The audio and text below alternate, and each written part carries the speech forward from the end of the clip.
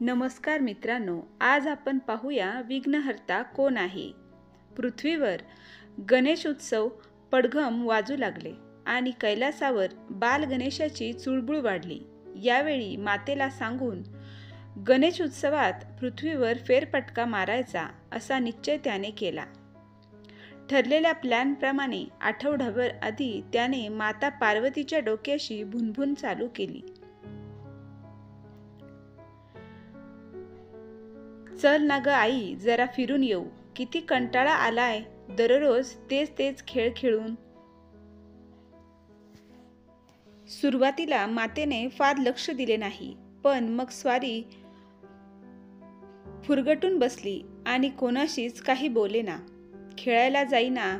मग मात्र पार्वतीला त्याचे म्हणणे ऐकावेच लागले. येऊ फिरून थोडा वेळ, पण हे बघ, बाबांना किंवा दादाला आत्ता काही सांगू नकोस. मी योग्य वेळ आली की त्यांना त्यांच्या कानावर घालीन. आणि यावेळी तुझी बॅग तू स्वतः भरायची आहे काय? गणेशाने लगेच जोरजोरात सोंड हलवून होकार दिला आणि उंदरावर स्वार होऊन खेळायला निघून गेला.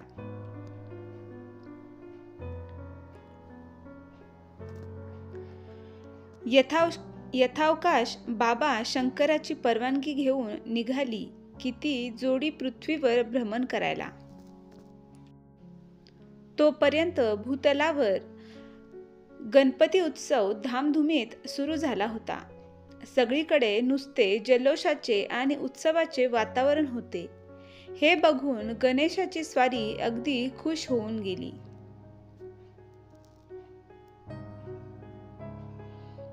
ते खूप फिरले, देखावे बघितले. अनेक घरातून येणारे आरत्यांचे स्वर तिथे ते आवर्जून हजर राहिले. घरातल्या माणसांच्या चेहऱ्यावरचा उत्साह, आनंद बघितला. अनेक सोसायट्यांतून चालणारे सांस्कृतिक कार्यक्रम बघितले. एका ठिकाणी तर लहान मुलांची निबंध स्पर्धा चालू होती. गणेश बाळाने ते बघितले आणि आईला सांगून कैलासावरही असेच करायला सांगावे असे ठरविले. कैलासावर परत आल्यावर आईच्या मागे तशी भुनभुन लावली.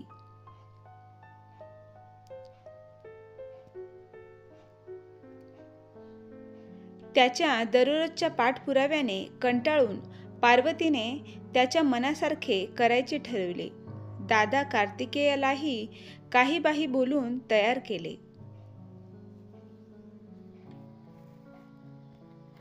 मग एके दिवशी तिने दोघांना एका जागी बसवले. कागद पेन दिले आणि निबंधाला विषय दिला, माझा विघ्नहर्ता.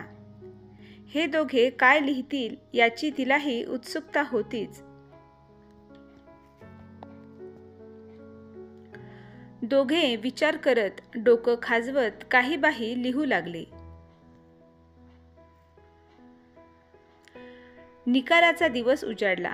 शंकर भगवान दोघांचे निबंधाचे कागद हातात घेत म्हणाले, मी हे दोन्ही वाचले आहे आणि त्यावर मी माझा निकाल देईनच, पण मला वाटतंय तुम्ही सांगावं की तुम्ही विघ्नहर्ता म्हणून कोणाबद्दल लिहिलं आहे आणि ते का? दादा, तू सांग आधी. तू मोठा ना. गणेशाने कार्तिकेयाला टोकले. कार्तिकेयाने त्याच्याकडे डोळे मोठे करून बघितले, पण बाबांनी डोळे वटारल्यावर मात्र त्याने बोलायला सुरुवात केली. आई बाबा, तुम्हीच तर माझे विघ्नहर्ता. तुम्ही आत्तापर्यंत माझी किती काळजी घेतलीत. माझ्यावर कोणतेही विघ्न येऊ दिले नाही. आले तरी ते दूर केले. यापुढेही कराल याची मला खात्री आहे. म्हणून मी निबंधात तुमच्याबद्दलच लिहिले आहे. असे बोलून तो थकला आणि थांबला व नजर त्याने मातेकडे वळवली. तिच्या डोळ्यातले कौतुक पाहून तो सुखावला. मग गणेशाला खिजवायला त्याने त्याच्याकडे बघून एक विजयी हास्य केले.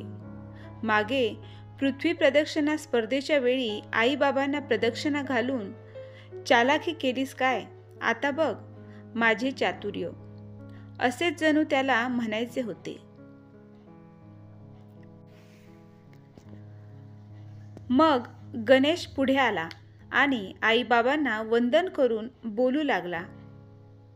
आई बाबा, मला वाटतं प्रत्येकाने असावं स्वतःचा विघ्नहर्ता, आणि म्हणूनच मी माझ्या निबंधात लिहिलं आहे की मीच आहे माझा विघ्नहर्ता. आई, तूच सारखी मला म्हणतेस ना की बाळा, आता तू मोठा झाला आहेस, तुझी जबाबदारी तू स्वतः घ्यायला पाहिजेस. मग आपली विघ्ने ही आपलीच जबाबदारी नाही का? मग ती आपणच दूर केली पाहिजेत. आणि माझ्या पलीकडचे काही असेल तर तुम्ही आहातच की.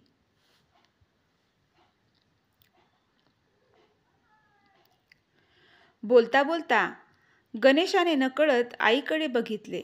त्याचे बक्षीस त्याला आईच्या डोळ्यात दाटलेले दिसले आणि धावत धावत जाऊन तो आईच्या कुशीत शिरला.